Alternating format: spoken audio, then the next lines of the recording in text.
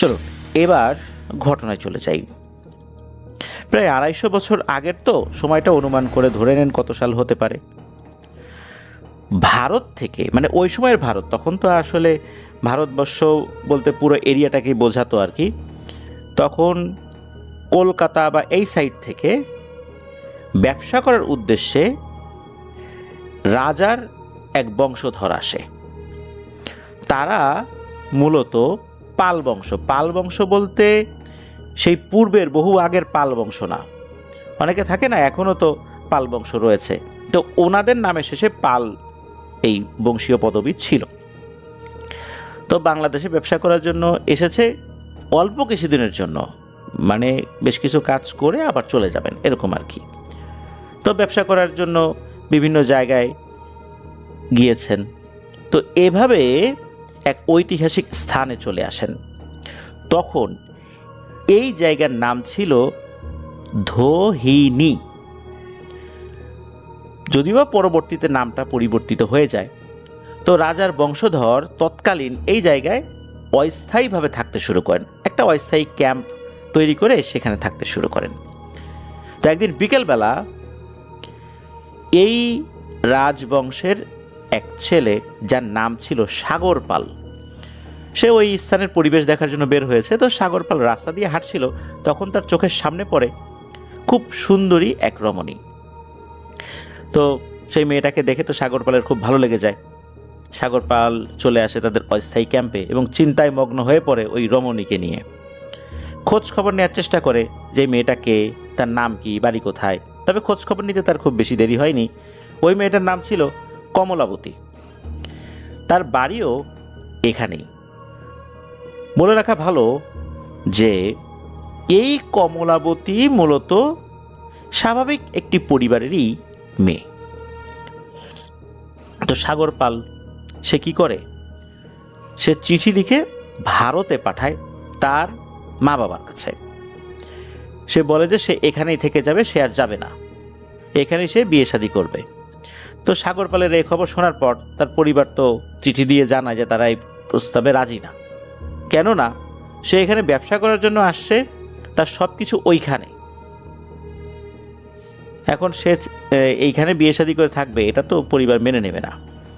তো সাগর পাল আবারও চিঠি পাঠায় লোক মারফত। একটা পর্যায়ে পরিবার রাজি হয়। তো সাগর পাল এখানে থাকতে শুরু করে। তো ওই সময়ে কিন্তু যেই সিচুয়েশনটা ছিল, তখনও এই যে রাজাদের যেই রাজত্বের ব্যাপারগুলো তখনও কিন্তু ছিল। তখনও সম্ভবত আশা করা যায় ওই যে সময়টা ছিল, তখনও হয়তো বা রাজবংশের বিভিন্ন অ্যাক্টিভিটিসগুলো ছিল আর কি। কোম্পানির শাসন অর্থাৎ ইস্ট ইন্ডিয়ার শাসন শুরু হয়নি, বা শুরু হলেও কিছু কিছু জায়গায় এরকম ছিল। তো অনেক আগের ব্যাপার। তো যাই হোক, এই যে কমলাবতী, তাকে বিয়ে করার জন্য এই সাগর পাল তার সাথে ভাব জমানোর চেষ্টা করতে থাকে। কিন্তু এই কমলাবতী কোনো এক কারণে কোনোভাবেই এই সাগর পালের সাথে কথা বলতেই রাজি হয় না। সাগর পাল অবাক হয়, সে একটা রাজবংশের ছেলে, সে এই এরিয়ায় থাকবে, এই এরিয়াতে সে রাজত্ব করার চেষ্টা করবে। এরকম একটা প্রভাব প্রতিপত্তি সম্পন্ন পরিবারের সন্তানকে একটি সাধারণ ঘরের এক মেয়ে কেন বারবার প্রত্যাখ্যান করছে? এই প্রত্যাখ্যানের কারণটা কি সে বুঝতে পারছে না।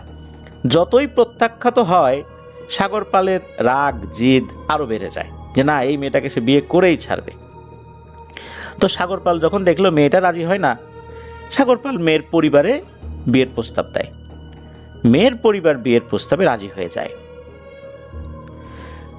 এখন ওই সময়ের প্রেক্ষাপটে দুই পরিবার যদি রাজি থাকতো, তাহলে ছেলে মেয়ে রাজি কি রাজি না, এই বিষয়টা আসলে ওইভাবে বিবেচনা করা হতো না। এখন হিন্দু ধর্ম মতে একটা নির্দিষ্ট লগ্নে রাশি, তারপর কোষ্ঠী, এই সমস্ত বিষয়গুলো হিসেব নিকেশ করে একটা নির্দিষ্ট লগ্নে বিয়ের একটা সময় নির্ধারণ করা হয়। তো সেভাবেই সব কিছু নির্ধারিত হয়। কিন্তু সেই সময় অনুযায়ী তাদের বিয়ে হয়নি, কোনো এক কারণে বিয়েটা আর হয় না। এইভাবে যেতে যেতে 7 মাস চলে যায়। মাঝে মাঝেই বিয়ের একটা সময় ফিক্সড করা হয়, কিন্তু কোনো এক কারণে বিয়েটা হয় না। কারণ হচ্ছে ঠিক ওই সময় সাগর পালের বাবা মা, তার আত্মীয় স্বজনরা, তারা এখানে আসতে পারেনি। এটা একটা বিষয়। তো এভাবে 7 মাস পর গিয়ে তাদের বিবাহটা সম্পন্ন হয়। তো বিয়ের পর সংসার জীবন মোটামুটি ভালোই চলছে। এভাবে পার হয়ে যায় কয়েকটি বছর। তাদের ঘরে জন্ম নেয় এক ফুটফুটে পুত্র সন্তান। সেই সন্তানের নাম কি রাখা হয়েছিল এটা অবশ্য আলহাজ ভাই তথ্য সংগ্রহ করতে পারেন নাই। তো সন্তানের বয়স যখন 3 কি 4 মাস, তখন নাকি হঠাৎ করেই এই সাগর পালের এরিয়ায় দেখা যায় এক ভয়াবহ খরা। কোথাও কোনো পানি নাই, তীব্র পানি সংকট। ওই সময় কাছাকাছি কোনো নদীও ছিল না যা থেকে পানি নিয়ে মানুষ তাদের জীবন চালাবে। তখন সাগর পাল উনি বিভিন্ন মানুষদের সাথে কথা বলে ঠিক করেন যে ওখানে একটি বিশাল দিঘি খনন করবেন। যদিও বা সেই দিঘিটা এখন সরকারিভাবে লিজ দেওয়া হয়, এখনও আছে সেই দিঘি। তো সেই দিঘিটা খনন করা হয়। এই দিঘির মাধ্যমেই মানুষ তাদের পানির অভাব পূরণ করবে। বিভিন্ন সময় কিন্তু পানির অভাব পূরণের জন্য এরকম বিশাল বড় বড় পুকুর, দিঘি এগুলো কিন্তু খনন করা হয়েছে, আমাদের ইতিহাস যেটা বলে। তো এইভাবেই ওই দিঘিটা খনন করা হয়েছিল। তো দিঘি যখন খনন করার কাজ শুরু হয়, প্রায় 6000 লোক নাকি এই দিঘির কাজটা খনন করার জন্য কাজে নেমে পড়েছিলেন। তখন তো এরকম আধুনিক যন্ত্রপাতি ছিল না, এই যে এক্সক্যাভেটর বা ভেকু আমরা যেটাকে বলি আর কি, এই কোদাল খুন্তা এগুলা দিয়েই কাজ করতে হতো। তো দিঘির খনন কাজ অল্প কিছুদিনের মধ্যেই শেষ হয়ে যায়। তখন দেখা যায় এক নতুন কাহিনী। দিঘির খনন কাজ শেষ হলেও দিঘিতে পানি ওঠে না। তখন এই সাগর পালের মনে তো চিন্তা ঢুকে গেছে, দিঘিতে কেন পানি ওঠে না, কি করলে দিঘিতে পানি উঠবে। 1 দিন 2 দিন করে দিন কাটতে থাকে, কিন্তু দিঘিতে পানি ওঠে না। এক রাত্রে সাগর পাল ঘুমের ঘোরে স্বপ্নে দেখে যে রাজসভার পুরোহিতের মতো কেউ একজন তাকে বলছে যে দিঘির মাঝখানে একটা বিশেষ পূজা করে মাগরিবের আজানের ঠিক আগে আগে রানী কমলাবতী পুকুরে নেমে যদি মাঝখান পর্যন্ত খালি পায়ে হেঁটে যায়, তাহলেই সেই দিঘিতে পানি উঠবে, এছাড়া দিঘিতে কখনোই পানি উঠবে না। তো সাগর পাল এই স্বপ্ন দেখার পর ঘুম থেকে জেগে যায়। এই স্বপ্ন দেখে উনিও খুব চিন্তিত। পরের রাত্রেও ওই একই স্বপ্ন সে দেখতে পায়। তো একই স্বপ্ন 3 দিন ধরে দেখেছে। এরপর এই সাগর পাল তিনি বেশ কয়েকজনের সাথে এই বিষয়টা শেয়ার করেন। পুরোহিত তার সাথেও শেয়ার করেছেন। পুরোহিতকে বলেন যে এই স্বপ্নটির ব্যাখ্যা আপনি খোঁজেন। তো পুরোহিত স্বপ্নের ব্যাখ্যাটি পেয়েও যান। স্বপ্নে যেভাবে দেখানো হয়েছে ঠিক সেভাবেই যদি কাজ না করা হয়, তাহলে নাকি কখনোই এই দিঘিতে পানি উঠবে না। তখন সাগর পাল খুব মলিন মুখে পুরোহিতকে জিজ্ঞেস করেন যে আচ্ছা, এইভাবে না হয় করলাম কাজটা, এই শুকনো পুকুরে কমলাবতী যদি নামে তারপর যদি পানি ওঠা শুরু হয়, তখন কি হবে? কমলাবতীর ক্ষতি হবে না তো? এছাড়া অন্য কোনো উপায় কি আছে? তখন পুরোহিত বলেন যে না, আর কোনো উপায় নেই। উপায়ন্তর না পেয়ে সাগর পাল রাজি হয়ে যান এই কাজে।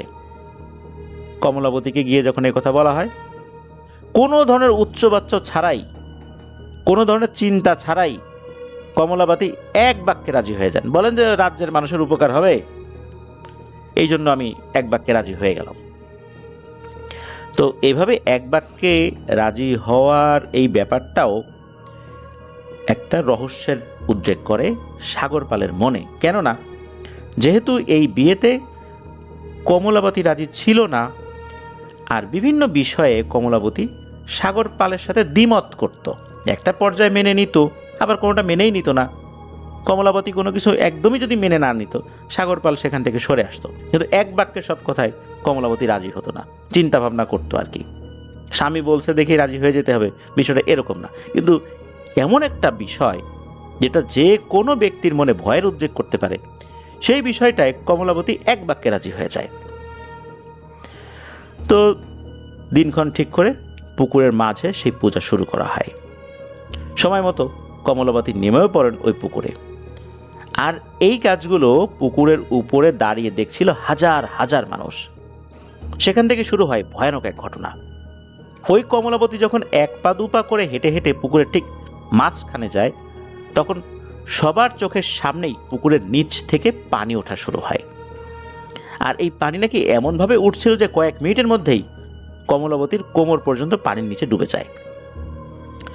তো পুকুরের উপর থেকে সবাই কমলা রানীকে পুকুরের উপরে আসতে বলে, কিন্তু এখানে ঘটল এক অন্য ঘটনা। মনে হচ্ছে কমলাবতী স্বেচ্ছাই আস্তে আস্তে পুকুরের ভিতরে আবার চলে যাচ্ছে।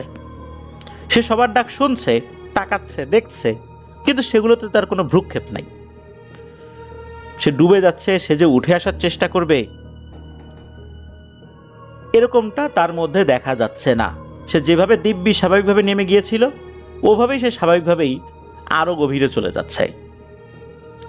তো সে যখন চলে যাচ্ছে গভীরে, তখন উপস্থিত বেশ কিছু লোকজন যখন দেখতে পেল রানী ডুবে যাচ্ছে, তখন বেশ কিছু লোকজন যারা ভালো সাঁতার জানতো তারা লাফ দিয়েছে পুকুরের পানিতে। কিন্তু দুঃখের বিষয় হলো তারা অনেক দ্রুত সাঁতরে এগিয়ে যাওয়ার পরও ঠিক কমলাবতীর কাছাকাছি যখন গিয়েছে, তখন মনে হলো কমলাবতী নিজেই পানির নিচে ডুবে চলে গেল। এই যে ডুবে চলে যাচ্ছে তার মধ্যে কোনো ভয় নেই, শঙ্কা নেই, আতঙ্ক নেই। এটা কিভাবে সম্ভব? অতল পানিতে হারিয়ে যায়। যেখানে হারিয়ে গেল তারা ওখানে পৌঁছালো, সেখানেও একটু খোঁজ করলো আর কি। এরপর আরও হাজার হাজার মানুষ চোখের সামনে পানির মধ্যে ঝাঁপ দিল। তারাও একই জায়গায় এসে রানী কমলাবতীকে খোঁজার চেষ্টা করলো। তখন তো পানি উঠেছে সবে, খুব যে গভীর হয়ে গেছে তাও কিন্তু না, অনেক পানি উঠেছে তখন তা কিন্তু না। এই অল্প পানিতেই কমলাবতী মনে হলো নিমিষেই হারিয়ে গেল। কোথাও কমলাবতীকে পাওয়া গেল না। বিভিন্ন জায়গা থেকে অল্প সময়ের মধ্যেই জাল নিয়ে আসা হলো। ওই দিঘির প্রত্যেকটা জায়গায় জাল ফেলা হলো, কিন্তু কমলাবতীকে আর পাওয়া গেল না। কয়েকদিন টানা খোঁজ করা হলো, কোনো লাভ হলো না, ফলাফল শূন্য। কমলাবতীর কোনো খোঁজ নাই। এরপর বেশ কিছু ডুবুরি নামানো হয়েছে। তৎকালীন যে ধরনের ডুবুরিরা থাকতো আর কি, এরকম ডুবুরি এখনো কিছু কিছু দেখা যায়। তো ওনারা অক্সিজেন ছাড়াই নিচে নামে। দেখা যাচ্ছে তারা পানির নিচে কেউ কেউ 5 মিনিট, 10 মিনিট, 15 মিনিট, 20 মিনিট পর্যন্ত থাকতে পারে। এই ধরনের একটা প্র্যাকটিস তারা কিন্তু করেছে, বংশ পরম্পরায় তারা ডুবুরি হয়েছে। তো এই ধরনের ডুবুরি কিন্তু তখন পাওয়া যেত। সবাই তো ধরেই নিয়েছিল যে এটা আর পাওয়া যাবে না, অর্থাৎ কমলাবতীকে আর পাওয়া যাবে না। তো ডুবুরিরা যখন কমলাবতীকে খুঁজতে পানির নিচে ডুব দেয়, তারাও ব্যর্থ হয়। সবাই হাল ছেড়েই উপরে উঠে চলে আসে। সবাই বলাবলি করতে থাকে যে কমলাবতীকে পানির নিচে নিয়ে গেছে, কারণ তার ডেড বডিও তো পাওয়া যাচ্ছে না। এদিকে এই সাগরপালের একমাত্র পুত্র দুগ্ধপোষ্য শিশু মাকে কাছে না পেয়ে ক্ষুধায় চিৎকার করে কান্নাকাটি করতে থাকে। এইভাবে দিন যে রাত হয়ে গেছে, ওই দিন তো চলে গেছে, পরের দিন যেও রাত হয়ে গেছে। এখন সাগরপাল কমলাবতী কিন্তু খুব ভালোবাসতেন। স্ত্রীর কথা ভেবে সে শোকা হতো। আবার তার শিশু সন্তান বুকের দুধ খাওয়ার জন্য কান্নাকাটি করছে, অন্য কোনো মহিলার কোলেই যাচ্ছে না। সে কি করবেন চিন্তা করতে করতে একটা সময় উনি ঘুমিয়ে যান। আর ঘুমের ঘোরে সাগরপাল একটি স্বপ্ন দেখেন। এই স্বপ্নের মধ্যে উনি দেখেন এই যে কমলাবতী তার স্বপ্নে এসেছে, এসে বলছে, হে সাগরপাল, আপনি কেমন করে পারলেন এত জঘন্য একটি কাজ করতে? আমরা চাইলেই আপনাকে অনেক বড় শাস্তি দিতে পারি, কিন্তু আমরা আপনাকে কোনো শাস্তি দেব না, কারণ আমার একটি সন্তান আপনার কাছে আছে। আপনি এখনই ঘুম থেকে ওঠেন, উঠে এই সন্তানকে পুকুরের ওই জায়গাটাতে রেখে আসবেন। ঘুমের মধ্যেই ওই জায়গাটা দেখিয়ে দেয় আর কি, একটা জায়গার কথা বলে দেয় যে ওইখানে গিয়ে রেখে আসবেন, আর কিছুক্ষণ পর গিয়ে নিয়ে আসবেন। একটা কথা মনে রাখবেন, সন্তানকে রেখে আপনি সরাসরি প্রাসাদে চলে আসবেন, অর্থাৎ তারা যে প্রাসাদটা তৈরি করেছিল এখানে নতুন করে, অস্থায়ীভাবে থাকতো তো প্রথম, পরপর তো প্রাসাদ তৈরি করেছে, তো প্রাসাদে চলে আসবেন, কোথাও দাঁড়াবেন না, আর ভুলেও পেছনের দিকে ফিরে তাকানোর চেষ্টা করবেন না। তো এভাবে করে প্রত্যেক রাত্রে তাকে রেখে আসবেন, আর আমি এসে ওকে দুধ পান করিয়ে যাব। এমন স্বপ্ন দেখার পর রাজা সাগরপাল ঘুম থেকে উঠে পড়ে। এ কি স্বপ্ন দেখলেন? এটা নিয়ে উনি চিন্তিত হয়ে পড়েন, কারণ প্রথম রাত্রে দেখেছেন উনি যে লাফ দিয়ে সেখানে চলে যান, বিষয়টা এরকম না। পরের রাত্রে দেখেছেন, তো এরকম তো কয়েক রাত দেখেছেন। প্রথম রাত দেখার পর চিন্তিত হয়ে পড়ছেন, পরের রাত দেখছেন চিন্তিত হয়ে পড়ছেন। বাচ্চাকে কোনো না কোনোভাবে খাবার খাইয়ে ঠান্ডা রাখার চেষ্টা করছিলেন আর কি। রাজ পুরোহিতের সাথে যোগাযোগ করেন। এখন রাজ পুরোহিত পরামর্শ দেন যে আপনি কাল বিলম্ব না করে আপনি স্বপ্নে যেটা দেখেছেন সেটাই করুন, এটাতেই মঙ্গল হবে। বাচ্চাকে ওখানে রেখে আপনি সরাসরি ঘরে চলে আসবেন, কিছুক্ষণ পর আবার গিয়ে নিয়ে আসবেন।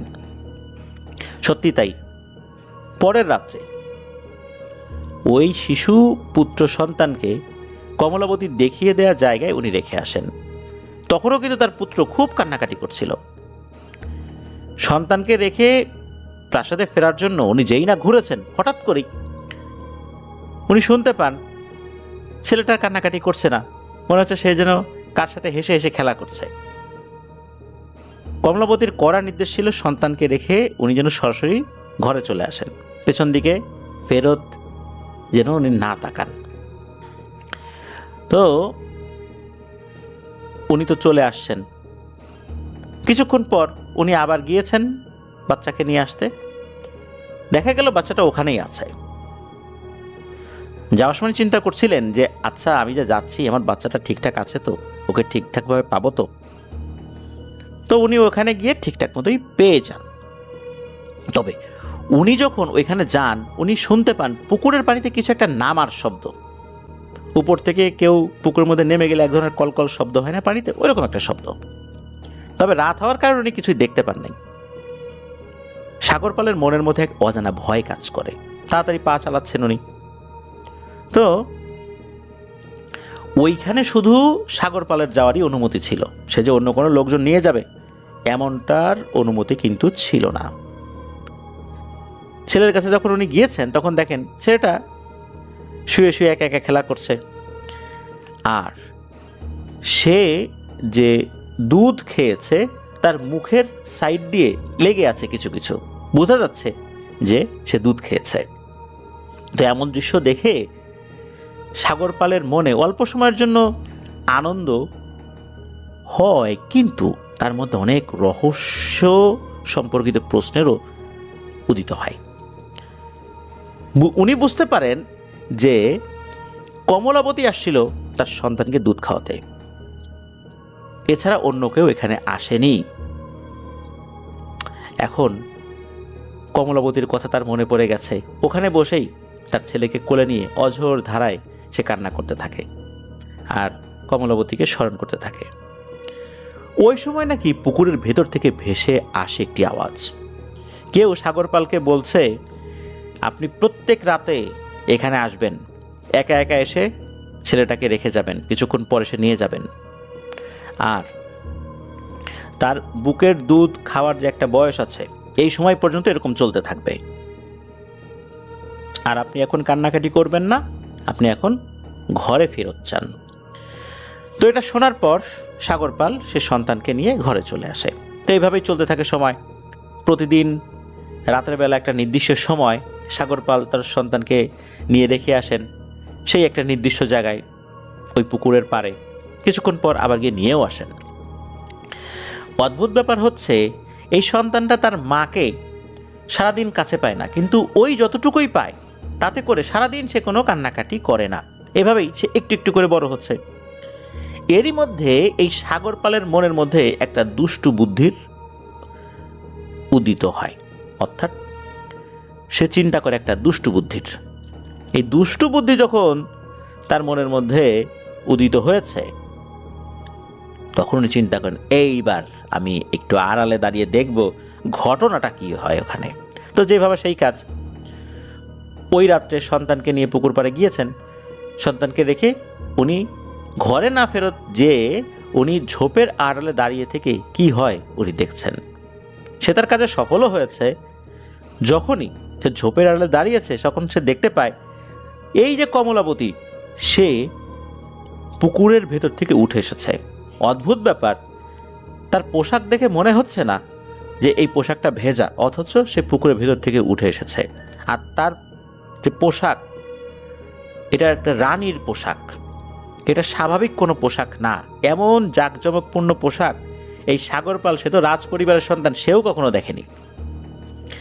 তো কমলাবতী উঠে আসে, বাচ্চাটাকে কোলে নেয়।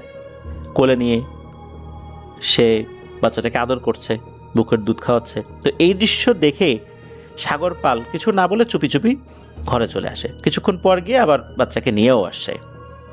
ওই রাত্রে সাগরপাল যখন ঘুমিয়েছেন, আবার উনি স্বপ্নে কমলাবতীকে দেখছেন। স্বপ্নে কমলাবতী বলছেন, আপনি আজ যা করেছেন তা একদমই ঠিক করেন নাই, এমন কাজ আর কখনোই করবেন না। এতটুকু সতর্কবাণী কমলাবতী তাকে দিয়ে দেয়। তো স্বপ্নের মধ্যেই সাগরপাল রানী কমলাবতীকে আবার ফেরত আসার জন্য খুব অনুরোধ করেন।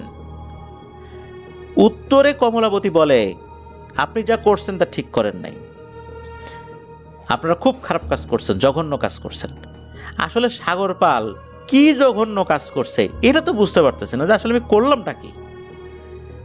আমি যা করছি হয়তোবা ঘুরে তাকাইছি, এইটা একটা নির্দেশ অমান্য হতে পারে, কিন্তু আগে থেকেই তো শুনতেছি যে জঘন্য কাজ করছি, আসলে করছিটা কি এটা তো বুঝতে পারতেছি না। তো সাগরপালও বুঝতে পারেন না যে আসলে তার অপরাধটা কি ছিল।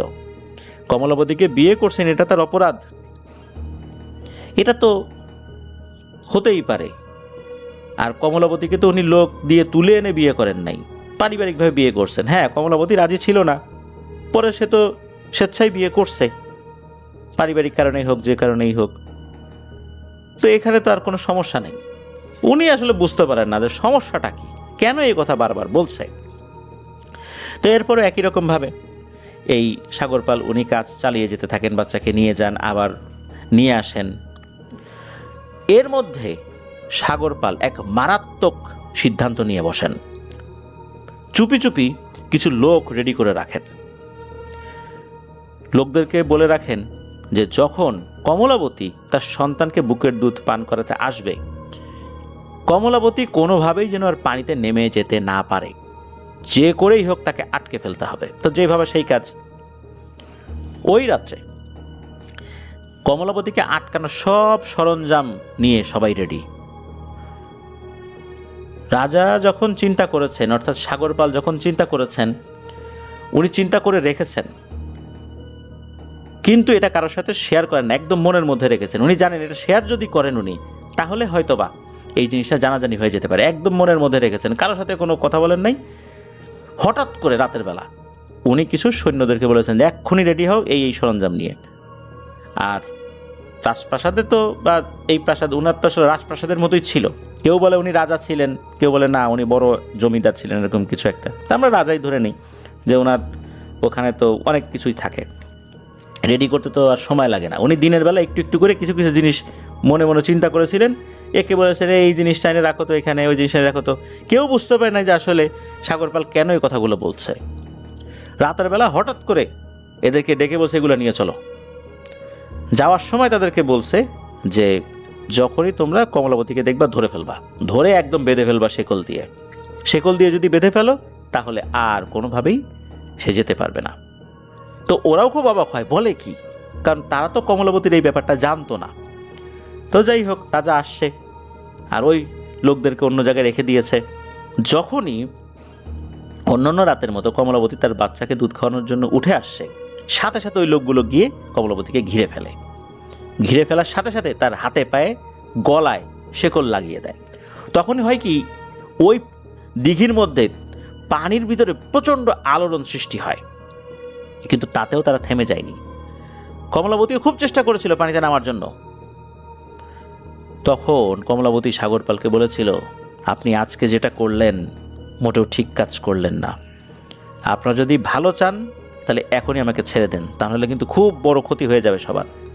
কিন্তু এই সমস্ত কথা সাগরপাল কানেই তোলেন নাই। টেনে হিচড়ে কমলাবতীকে প্রাসাদে নিয়ে আসলেন, আর লোকদেরকে হুকুম দেওয়া হলো একটা রুমের মধ্যে কমলাবতীকে আটকে রাখার জন্য।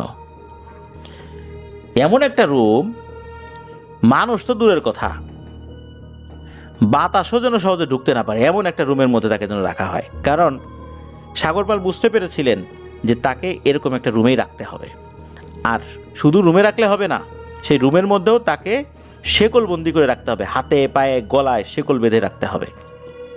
তো সেই অনুযায়ী ঠিকঠাক করা হলো। সেই রুমটা ছিল অন্ধকার, হাতে পায়ে শিকলের বেড়ি পরানো। এরপর সবাই ঘুমাতে চলে যায়। সকালবেলা সাগরপাল যখন লোকজন নিয়ে সেই রুমের কাছে আসে এবং ওই রুমটা খোলে, দেখে এক আজব ঘটনা। ঘর বন্ধ, বাইরে থেকে লক করা, শেকলগুলো ঠিকঠাক আছে, কিন্তু কমলাবতী সেই ঘরে নাই। এই ঘটনা দেখে তো সবাই অবাক। ঘরের সব জায়গায় কমলাবতীকে খোঁজা হয়, কিন্তু তার কোনো খোঁজ খবর নাই। সাগরপাল সহ তো সবাই অবাক যে এটা কিভাবে সম্ভব হয়। এটা জানাজানি হয়ে যায় যে রানী কমলাবতী এই পুকুরের ভেতরে আছেন, তাকে এইভাবে ধরে আনা হয়েছিল। এরপর লোকজন তো সবাই জেনে গেছে। এতদিন তো আসলে এই বিষয়টা কেউ জানতো না। আসলে এটা কিভাবে সম্ভব হলো এটা তো কেউ বুঝতে পারছে না। তবে রাজ পুরোহিতকে যখন এই সব ঘটনা খুলে বলা হয়, তার কাছে জানতে চাওয়া হয় যে আসলে এটা কিভাবে হলো। কিন্তু রাজ পুরোহিত তার জানা বিদ্যা প্রয়োগ করে একদম কিচ্ছুই জানতে পারেন নাই, কিছুই না। তার অনুগত যে জিনেরা ছিল তারা এসে জানায় যে তারা অনেক চেষ্টা করেছে, কিন্তু হাজার চেষ্টা করেও কোনোভাবেই বিন্দু বিসর্গও জানতে পারে নাই, মানে কোনো তথ্যই জানতে পারে নাই। আগা মাথা মাঝে কিচ্ছু না। কেন হয়েছে, কি হইল, কমলাবতী কেন পুকুরের ভিতরে গেছে, কেন উঠে আসে আবার চলে যায়, এখানে ধরে আনা হলো আবার কিভাবে চলে গেল, কারা নিয়ে গেল, এখন সে কোথায় আছে, কিচ্ছু না। কোনো তথ্যই তারা কেউ বলতে পারে না। এরপর ওই পুকুরে ওই সময়ের অভিজ্ঞ কিছু ডুবুরি নামানো হয়, বেশ কয়েকজন ডুবুরি নামে। তো এরপর একজন ডুবুরি আর উঠে আসে না, অন্য সব ডুবুরি উঠে আসে। অনেকক্ষণ হয়ে যায়, উঠে আসে না, উঠে আসে না। এতক্ষণ তো থাকার কথা না, ওই সময় তার এরকম অক্সিজেন সিলিন্ডার ছিল না, যে যার দক্ষতা অনুযায়ী পানির নিচে অনেকক্ষণ থাকতো। তো অনেকক্ষণ পর যখন সবাই চিন্তা করে একে আর পাওয়া যাবে না, হারিয়ে গেছে, নিশ্চয়ই একে পানির নিচে কিছু নিয়ে গেছে, হঠাৎ করে ওই ডুবুরি ভেসে ওঠে একদম সুস্থ জীবিত অবস্থায়। ওই ডুবুরির হাতে ছিল বড় বড় দুইটি রুই মাছ, মাছগুলো জীবিত। এই ঘটনা দেখে সবাই তো অবাক, আর অবাক হওয়ারই কথা, এতক্ষণ পর এই ডুবুরি ভেসে উঠলো আর কি। তো ডুবুরি আস্তে আস্তে পুকুরের পাড়ে উঠে আসে, তবে ডুবুরির মুখটি ছিল খুবই মলিন। সে মনে হচ্ছে এমন কিছু দেখেছে যা দেখে সে খুব ভয় পেয়েছে, আর সে কারোর সাথে কথা বলতে চাইছিল না। পুকুরের পাড়ে উঠেই বাকি সব ডুবুরিকে বলল, চলো এখন এই জায়গা থেকে, এখানে থাকলেই বিপদ। তো ডুবুরির কথাগুলো সবাই তো শুনলো। এদিকে সাগরপাল এসে সে ডুবুরিকে বলল যে, বলো তুমি পানির নিচে এতক্ষণ কি করছিলে, কোথায় ছিলা, তুমি কি দেখেছ? সাগরপালের সেই প্রশ্নের উত্তরে ওই ডুবুরি বললেন যে, দেখুন, আমি আপনাকে এই বিষয়ে কোনো উত্তর দেব না।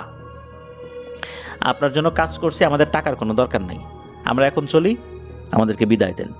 কিন্তু সাগরপাল কোনোভাবেই ওই ডুবুরিকে ছাড়বে না। পুকুরের নিচে কি হয়েছে সেটা তাকে শুনতেই হবে। সাগরপালের এমন পীড়াপিড়িতে একটা সময় ডুবুরি রাজি হয় সব কিছু বলতে, কিন্তু একটা শর্ত জুড়ে দেয়। শর্ত হচ্ছে, ডুবুরি সব কথা বলবে, আর এটা বলার পর তার নাক মুখ দিয়ে রক্ত উঠবে এবং সে মারা যাবে।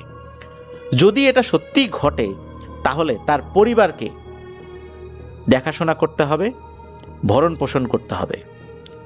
একথা শুনে সাগরপাল ডুবুরিকে আশ্বাস দেন যে, হ্যাঁ, আমি সেটা করব, তুমি বলো। সকলের সামনে যেহেতু সাগরপাল প্রতিশ্রুতি দিয়েছেন, এরপর ওই ডুবুরি বলতে থাকে যে কি দেখেছে। ওই ডুবুরি বলতে থাকে যে, আমি যখন পানির নিচে ডুব দেই তখন স্বাভাবিকভাবেই পানির নিচে খুঁজতে থাকি, এভাবে 1 কি 2 মিনিট চলে যায়।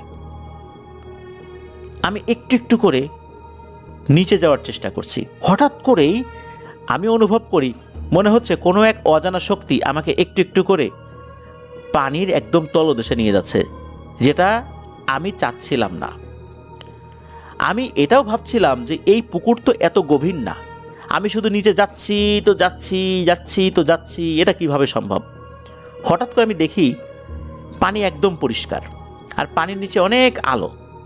আর সবচেয়ে বেশি আশ্চর্য হই যে আমি ওখানে স্বাভাবিকভাবেই শ্বাস প্রশ্বাস নিতে পারছিলাম। আমি তখন পানির নিচে এদিক ওদিক ভালোভাবে দেখতে থাকি। এরই মধ্যে আমার সামনে উপস্থিত হয় বিশাল বড় বড় 2টি গজার মাছ। এই মাছগুলো এসে আমার সাথে স্বাভাবিকভাবে মানুষের মতো করে কথা বলতে থাকে। মাছগুলো আমাকে বলে, তুমি ভয় পেও না, আমাদের পেছনে পেছনে আসো। মাছগুলোর মুখে এমন কথা শুনে আমি একটু ভয় পেয়ে যাই, আবার তৎক্ষণাৎ নিজেকে স্বাভাবিক করে তুলি। তো আমি মাছগুলোর পেছন পেছন যেতে থাকি। মাছগুলো আমাকে পানি দিয়েই নিয়ে যাচ্ছিল। আমি নিঃশ্বাস নিতে পারছি, কোনো অসুবিধা হচ্ছে না। সামনে আমি যতই আগাচ্ছিলাম পানি দিয়েই আগাচ্ছিলাম, পানি যে ছিল না ওই জায়গায় বিষয়টা এরকম না। তো এভাবে কিছু দূর আগানোর পর আমি চোখের সামনে দেখতে পাই একটি রাজপ্রাসাদের মতো ঘর দেখা যাচ্ছে, আর সেই ঘরের চারপাশ দেয়াল দিয়ে ঘেরা। আর দেয়ালের কাছাকাছি এসে দেখি বিশাল বড় একটি গেট। তো মাছগুলো আমাকে সেই গেট দিয়ে ঢুকতে বলে, আমিও গেট দিয়ে ভিতরে ঢুকে যাই, কিন্তু মাছগুলো গেটের ভিতরে ঢোকেনি। বলেছিল তাদের অনুমতি এ পর্যন্তই। গেটের ভিতরে গিয়ে আমি তো পুরোই অবাক। সেখানে দেখি চোখ জুড়ানো অপূর্ব সৌন্দর্যময় এক সুন্দর জগৎ। ওখানে আবার পানি নেই, সেখানে পুকুর আছে, গাছপালা আছে, নদী আছে, এত সুন্দর সুন্দর ফলের গাছ, ফলগুলো বেশ বড় বড়। আমি তো এসব দেখে মুগ্ধ হয়ে দাঁড়িয়ে থাকি। এর কিছুক্ষণ পর আমার কাছে আসে 2 জন লোক। তারা দেখতে একদম স্বাভাবিক মানুষের মতোই। তারা আমাকে বলে, তোমাকে স্বাগতম আমাদের জগতে, এসো আমাদের সাথে, তোমাকে ভিতরে নিয়ে যাওয়ার অনুমতি এসেছে। তখন আমি তাদের সাথে সাথে চলতে থাকি। তারা আমাকে নিয়ে ঢোকে সেই রাজপ্রাসাদে। সেখানে গিয়ে আমি তো পুরোই অবাক, আর অবাক কেনই বা হব না। সেখানে গিয়ে দেখি বিশাল বড় একটি সিংহাসন, আর সেই সিংহাসনেই বসা আছেন আমাদের রানী কমলাবতী। তার পরনে ছিল বেশ সুন্দর পোশাক, আর মাথায় ছিল রাজমুকুট। রানী কমলাবতী আমাকে দেখে জিজ্ঞেস করে, কেমন আছো তুমি? তখন আমি উত্তর দিই, আমি ভালো আছি, আপনি কেমন আছেন? তখন রানীও বলে, আমি বেশ ভালো আছি। এই কথা বলে রানী আমাকে কাছে ডাকেন এবং একটি বসার জায়গা দেখিয়ে দিয়ে সেখানে বসতে বলেন। আমিও রানীর কথা মতো রানীর কাছাকাছি গিয়ে সেই বসার জায়গায় বসে পড়ি। তখন রানী আমাকে জিজ্ঞেস করেন, তুমি এখানে কেন এসেছো? রানীর এমন প্রশ্নের উত্তর আমি বলি, আমাকে মহারাজ আপনাকে খোঁজার জন্য পাঠিয়েছেন। তখন রানী কমলাবতী আমাকে বলেন, আমাদের সন্তানটি কেমন আছে? তখন আপনার কথাও জিজ্ঞেস করে। তখন আমি বলি, সবাই ভালো আছে।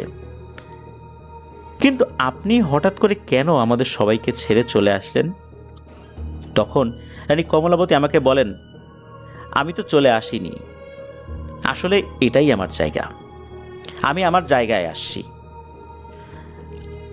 আমাকে বরং জোর করে স্থলভাগেই রেখে দেওয়া হয়েছিল। এটাই আমার জায়গা, আমি আমার ঠিকানা খুঁজে নিয়েছি, আমি স্বেচ্ছায় এখানে এসেছি। তোমরা যেটা দেখেছ এটা মূলত আমাদেরই পরিকল্পনা ছিল। এভাবেই একটা নির্দিষ্ট প্রক্রিয়ার মাধ্যম দিয়েই আমি এই জগতে চলে আসি।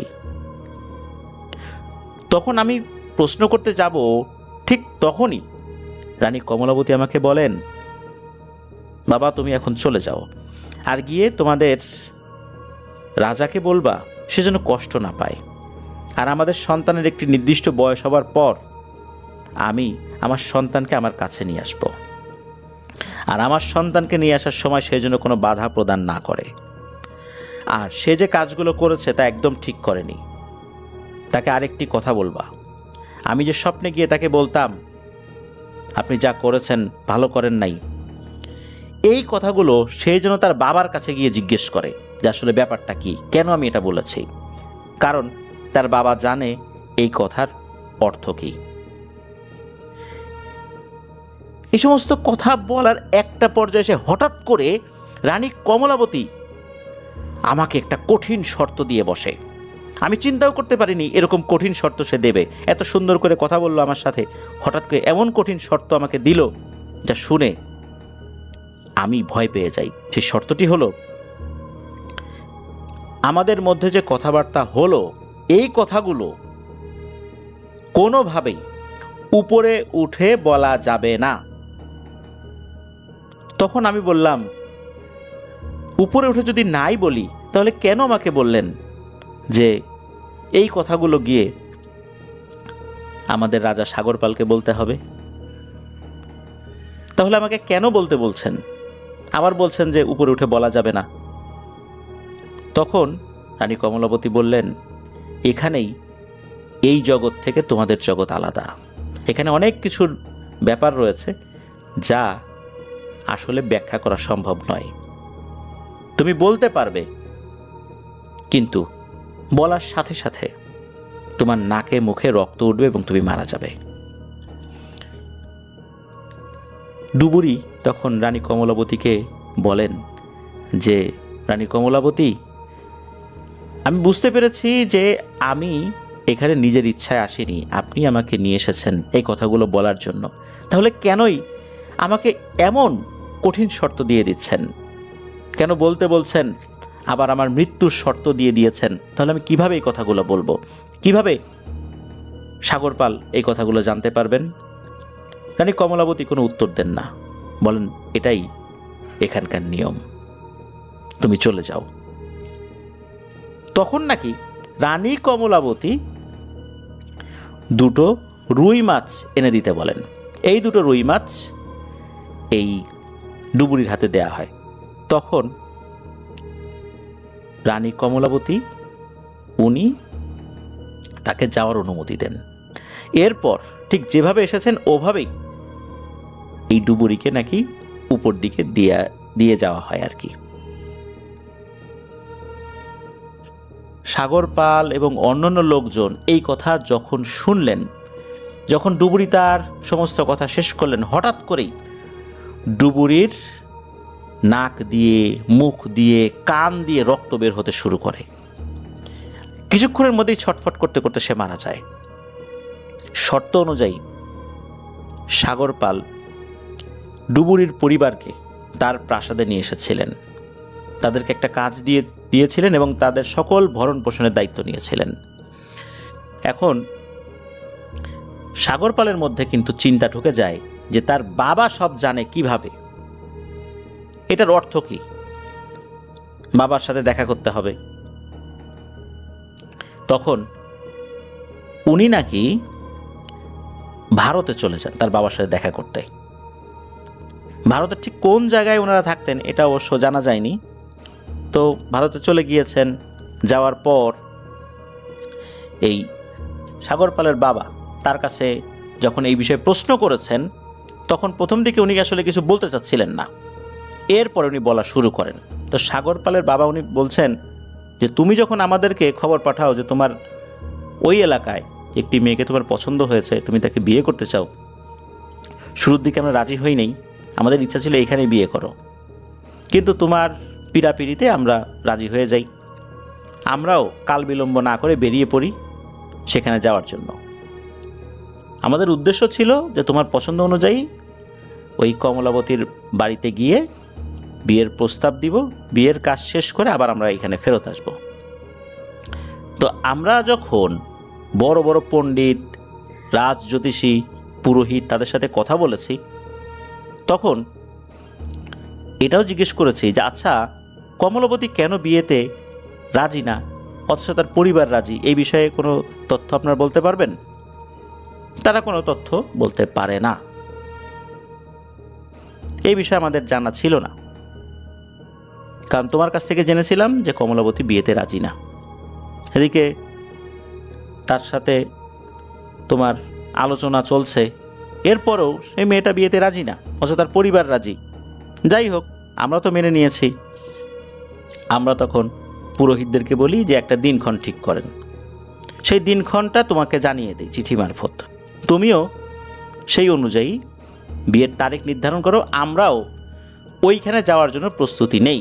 যেদিন আমরা রওনা দিব ঠিক ওই দিন আমাদের এখানে আগুন লাগে, যার কারণে আমরা যাইনি। কারণ যাত্রাপথে এমন একটা অশুভ ব্যাপার যদি ঘটে যায় তখন কোথাও যেতে হয় না, এটাই আমাদের বিশ্বাস, এই জন্য যাই নেই। এরপর চিঠি মারফত তোমাকে আর একটা তারিখ নির্ধারণের কথা আমরা বলি।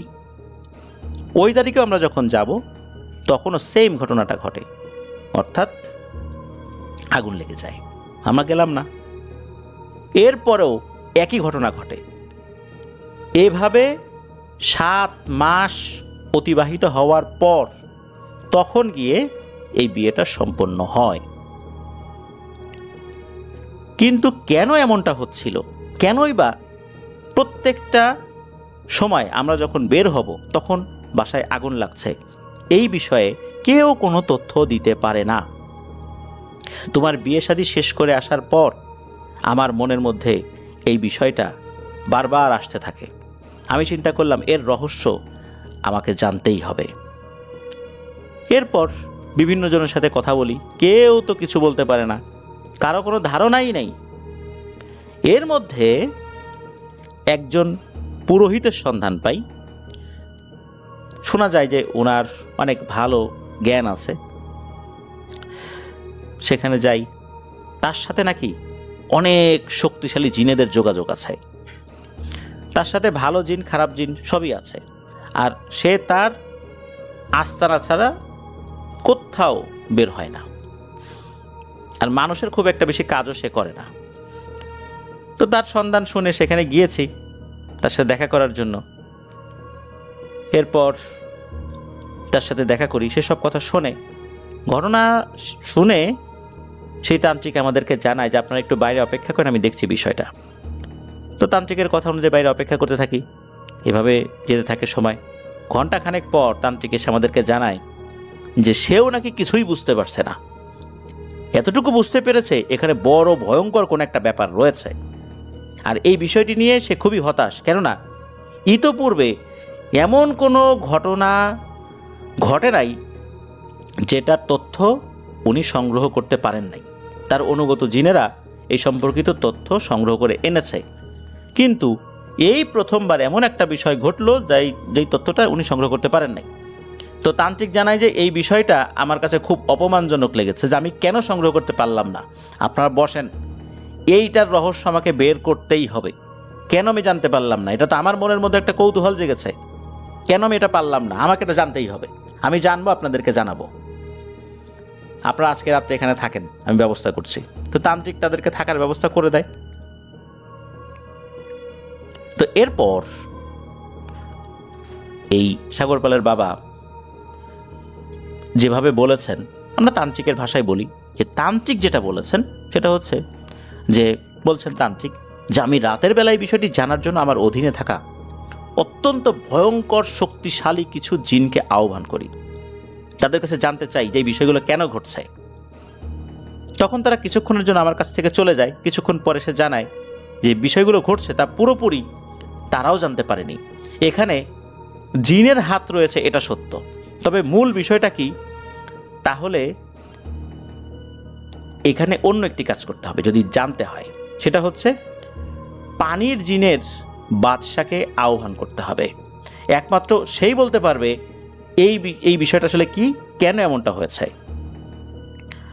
তখন কাল বিলম্ব না করে পানির নিচের বাদশাকে আহ্বান করি। সে আমার ডাকে সাড়া দেয়। পানির নিচের জিনের বাদশা আমাকে বলে, আমাদের পানির নিচে অনেকগুলো জিনের গোত্র আছে, আর সেই গোত্রগুলোর মধ্যে এমন একটি গোত্র আছে যারা অত্যন্ত শক্তিশালী, কিন্তু তাদের নির্দিষ্ট কোনো রাজা নেই। তাদের মূল উদ্দেশ্য আর একটা, আসলে তাদের যে রাজা, এই রাজাদেরকে তারা এভাবে আনে না, তাদের মধ্য থেকে কোনো রাজা নির্ধারণ করে না। তাদের শক্তির মাত্রাটা অন্য লেভেলের, অর্থাৎ অন্য রকমের। তাদের শক্তির উৎস হচ্ছে মানুষ এবং জিনের সম্মিলিত একটা শক্তি। মানুষ এবং জিনের শক্তিতেই তারা অত্যন্ত শক্তিশালী হয়ে উঠেছে। এই পৃথিবীতে নির্দিষ্ট কিছু দিন ক্ষণ সময় থাকে, এই সময়গুলোতে যে মানব শিশু জন্মগ্রহণ করে তারা প্রকৃতিগতভাবে আধ্যাত্মিকভাবে অনেক শক্তিশালী হয়ে থাকে। আর এই ধরনের শিশুগুলো জন্মগ্রহণ করে 100 বছরে একটা। এমনই একজন মানুষ হচ্ছে এই কমলাবতী। এই কমলাবতী স্বাভাবিকভাবেই মানুষের ঘরে জন্মগ্রহণ করেছে, কিন্তু তার জন্মের সময় অন্যান্য বিষয়গুলো ওই জিনেদের গোত্রের যে কর্মকাণ্ড আছে তাদের সাথে মিলে যায়, যার কারণে ওই জিনেরা তাদের গোত্রের পরবর্তী যিনি কর্তা হবেন তারা সেটা নির্ধারণ করে ফেলে। এই কমলাবতী হবেন তাদের গোত্রের রানী, কিন্তু একটা নির্দিষ্ট বয়স সীমা পার হতে হবে, তাছাড়া এটা সে হতে পারবে না। তখনও কিন্তু কমলাবতী সেই বয়স হয়নি। এই নির্দিষ্ট বয়স সীমা পার করার পর কমলাবতীকে তারা তাদের এই জগতে নিয়ে আসবে এবং আস্তে আস্তে তাকে নিয়ে আসার জন্য প্রস্তুত করবে। এই সময়টা ছিল আর মাত্র 7 মাস। এখন কমলাবতী তো একটা নির্দিষ্ট বয়সে আসার পর ওই জিনেদের সাথে তাদের যোগাযোগ হয়েছে, আস্তে আস্তে সেই জিনেরা তাদেরকে প্রস্তুত করেছে। বলা হয়েছে তুমি মনুষ্য জগতে কোনো বিয়ে শাদী করতে পারবা না, তোমাদের পরিবার এখানেই থাকবে, তোমাকে আমরা নিয়ে আসবো, তুমি হবা আমাদের রানী, তোমাকে আমরা বন্দি করে আনবো না, তোমার নির্দেশে সব কিছু চলবে। কমলাবতী এতে রাজি হয়ে যায়। মূলত এই সমস্ত কারণে কমলাবতী কোনোভাবে বিয়েতে রাজি ছিল না। আর এই যে আগুন লাগা, এই আগুন লাগার পিছনে ওই জিনেদেরই হাত ছিল, যাতে করে এই বিয়েটা না হয়। তো একটা পর্যায়ে এসে বিয়েটা হয়ে যায়। তবে এখানে একটা বিষয়, সেটা হচ্ছে যে কমলাবতী এই মেয়েটা যদি স্বাভাবিকভাবে ঘর সংসার করতে চায়, তাহলে ভয়ঙ্কর এক রক্তপাতের মধ্য দিয়ে এই সমস্যার সমাধান হতে হবে। অনেক মারামারি হানাহানি ঘটবে, অনেক মানুষকে পানির নিচে বন্দি করে রাখতে হবে, আবার বিভিন্ন তান্ত্রিক কবিরাজরা জিনেদের উপর চড়াও হবে। এই সমস্যার সমাধান করতে গেলে এই ব্যাপারগুলোর মধ্যে দিয়ে যেতে হবে। এত রক্তপাত হবে, আমি তো পানির জগতে জিন হয়ে পানির জগতের জিনেদের কোনো গোত্র তারা ধ্বংস হয়ে যাবে, এটা তো হতে দিতে পারি না, এটাতে আমি সম্মতি দিতে পারি না। সুতরাং আমি এই কাজ করতে নিষেধ করব। কমলাবতী নির্দিষ্ট সময়ে এই জগতে আর থাকবে না, সে চলে যাবে। তখন তান্ত্রিক বলেন যে এটার কোনো সমাধান কি হবে না? তখন নাকি জিনের বাদশা বলেন, হে তান্ত্রিক, তুমি হয়তো বা বুঝতে পারতেছো না বিষয়টা কতটা ভয়ঙ্কর। চিরস্থায়ীভাবে এই জিনিসটা বন্ধ করা সম্ভব নয়, তবে যদি কিছুটা করা যায়, এটা ক্ষণস্থায়ীভাবে করা যায়। তবে এখানে কিন্তু জিনেদের প্রাণ যাবে, অনেক মানুষেরও প্রাণ যাবে, এরকমটা করার দরকার নাই। তুমি এই সাগরপালের বাবাকে সব বুঝিয়ে বলো, একটা মানুষ এবং একটা জিনের প্রাণহানি যেন এখানে না হয়। তাহলে কিন্তু আমরাও বসে থাকবো না। যেহেতু বিষয়টা আমি জানাইলাম, তোমার মাধ্যমে তুমি এগুলো বলে দাও, এটার ফলাফল অল্প কিছু সময়ের জন্য ভালো হবে, কিন্তু যে ভয়ঙ্কর পরিণতি হবে এটা কেউ ভাবতেও পারছে না। এই পর্যন্ত বলে তান্ত্রিক থামেন। সব কথা তো সাগরপালের বাবাকে উনি বলেন। সাগরপালের বাবা এসব কথা শুনে তিনি অহংকার ভরা হৃদয় নিয়ে তান্ত্রিককে বলেন, এত বড় কথা! এই মেয়ে একটা সাধারণ পরিবারের মেয়ে, সে আমাদের রাজ পরিবারের একটা ছেলের বিয়ের প্রস্তাবকে প্রথমত না বলছে। বুঝলাম যে এই বিষয় আছে, বিয়ে হইতেই হবে, বিয়ে হতেই হবে এবং ওকে ওর সংসার করতে হবে, ও কোথাও যেতে পারবে না, যা কিছু করার দরকার তাই করেন। সাগরপালের বাবা বলেন যে বলুন তান্ত্রিক, এই কাজের জন্য আপনি কি চান? আপনি যা চাবেন আমি তাই দেব। এই মেয়ে যেন কোনোভাবেই কোথাও যেতে না পারে, আমার ছেলের বউ হয়েই সে থাকবে, দেখি কে নিয়ে যায় ওকে। তান্ত্রিক তার ইচ্ছা অনুযায়ী নাকি বড় ধরনের 3টি জিনিস চেয়ে বসেন। সাগরপালের বাবা সেগুলো তান্ত্রিককে দিতে রাজিও হন। কি চেয়েছিলেন, কি দিয়েছিলেন এই বিষয়টা জানা যায় নাই। তো তান্ত্রিক তার মতো করে কাজ শুরু করে দেন। সাগরপালের বাবা সহ সকলকে বলেন যে চলে যেতে। প্রত্যেক মাসে একবার করে এসে খোঁজ খবর নিয়ে যেতে বলেন। এভাবে চলে যায় 7 মাস। 7 মাস পর ঠিকই রানী কমলাবতী এবং সাগর পালের মধ্যে বিবাহ হয়ে যায়। এই যে যেই ব্যাপারগুলো, এই যে যেই ঘটনাগুলো হলো, এই যে 7 মাস ধরে ধরে আস্তে আস্তে আস্তে আস্তে আস্তে আস্তে একটা পর্যায়ে নিয়ে আসার পর মূলত বিয়েটা হয়েছিল। অথচ এর ভিতরেও কিন্তু এই যে আগুন লেগেছে, এইটা সেইটা এরকম ব্যাপারগুলো কিন্তু হয়েছে। তো একটা পর্যায়ে বিয়ে হয়ে যায়, আবার রানী কমলাবতী কিন্তু পানির নিচে চলে যায়। এটা কেন?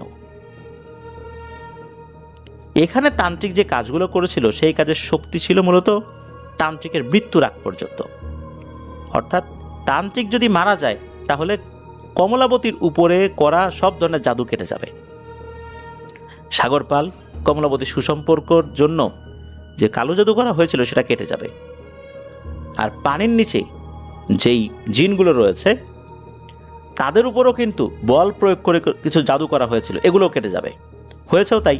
ওই তান্ত্রিক মারা গিয়েছিল, তান্ত্রিকের অনেক বয়স হয়ে গিয়েছিল, সে মারা গিয়েছিল, তখন এই বিষয়গুলো কেটে যায়। আর এরপরেই ওই পানির নিচে জিনেরা তাদের জাদু বলে এক খরা সৃষ্টি করে ওই এলাকায়, তীব্র পানির সংকট সৃষ্টি করে। যেহেতু ওরা পানির জিন, নদী নালাগুলো সব শুকিয়ে ফেলে, নিচ থেকে পানিগুলো সব শোষণ করে ফেলে। তখন এই যে এই বিশাল দিঘি খনন করার একটা পরিকল্পনা হয়। আর এরপর ওই জিনেরাই স্বপ্ন দেখাতে থাকে যে কমলাবতীকে এখানে নিয়ে আসতে হবে। কমলাবতীও সব কিছু বুঝতে পারে ঘটনাগুলো কি হচ্ছে, সে বুঝে চুপচাপ থাকে। দিঘি খননের পর সে নিজের ইচ্ছাই ওখানে গিয়েছিল, সে জানতো যে এরপরে কি হবে, সে নিজের ইচ্ছাই ওখানে চলে যায়। আর তারপর যেটা হয়েছে সেটা তো সবাই জানে। তো সাগরপালের বাবা সব কথা যখন সাগরপালকে বলেন, এটাও বলেন তুমি কমলাবতীকে ভুলে যাও বাবা, আমিও হয়তো বেশি দিন বাঁচবো না, কারণ ওরা আমাকে বাঁচতে দিবে না। তোমার হাসি মুখটা দেখার জন্য এত কিছু করেছি, যা করা একদমই ঠিক হয়নি। যেটা করেছি সেটা অন্যায়, এর মাসুল তো দিতেই হবে। সব কথা শুনে সাগরপালও মনে খুব কষ্ট পায়। সে আবার এই বঙ্গ ভূখণ্ডে ফেরত চলে আসে। সাগরপাল আর দ্বিতীয় বিয়ে করেন নাই। সাগরপালের সন্তানটাও কোনো একটা সময় নিয়ে গিয়েছিল কমলাবতী। এভাবেই এই ঘটনাটি মানুষের মুখে মুখে রয়ে গিয়েছিল।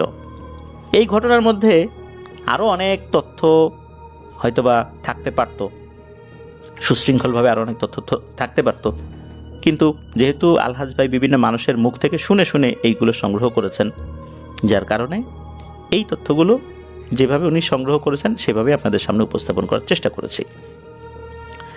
প্রিয় লিসেনার্স, এখানে একটি কথা, সেটা হচ্ছে যে আপনারা হয়তোবা জানেন বাংলাদেশে এরকম কিছু ঘটনা আগেও হয়েছে। বিশেষ করে ঢোল সমুদ্র, ঢোল সমুদ্রের নাম আপনারা অনেকেই শুনেছেন। সেখানেও কিন্তু এই রকমের একটা ব্যাপার রয়েছে যে রানীকে ওই বলা হয় যে ওই পুকুরের মাঝখানে যেতে, কিন্তু রানী কিন্তু সেটা ইচ্ছা করে যান নাই, উনি কিন্তু ফেরত আসার চেষ্টা করছিলেন, কিন্তু হয় কি যে ওনাকে আর ওঠানো যায় নাই। ঢোল সমুদ্র কিন্তু এখনও রয়েছে। ঢোল সমুদ্র এই যে দিঘিটা, এটা কিন্তু ঝিনাইদহে। বলা হয় যে ঝিনাইদহের রাজা মুকুট রায় নামে এক প্রতাপশালী জমিদার ছিলেন, উনি মূলত এই ঢোল সমুদ্র দিঘিটা খনন করেছিলেন। আর সেখানে এই ধরনের একটা ঘটনা রয়েছে, আপনার ইউটিউবে সার্চ দিলেও ঢোল সমুদ্র সম্পর্কিত তথ্য পেয়ে যাবেন। তো প্রিয় লিসেনার্স, চলুন আমরা চলে যাব আমাদের এবারের এপিসোডের পরবর্তী আরেকটি নতুন ঘটনায়। তবে যাওয়ার আগে একটি সুসংবাদ যেটা আলহাজউদ্দিন ভাই আমাদেরকে দিয়েছেন, যে 2025 সালের রমজান মাসের আগের দিন উনি পুত্র সন্তানের পিতা হয়েছেন, আলহামদুলিল্লাহ। ওনার ছেলের জন্য দোয়া চেয়েছেন, ওনার ছেলের নাম রেখেছেন ইয়ামিন। আমরা তার জন্য দোয়া করি, আল্লাহ তাআলা তাকে নেক সন্তান হিসেবে কবুল করুন, দেশ জাতি সকলের খেদমত করার তৌফিক দান করুন।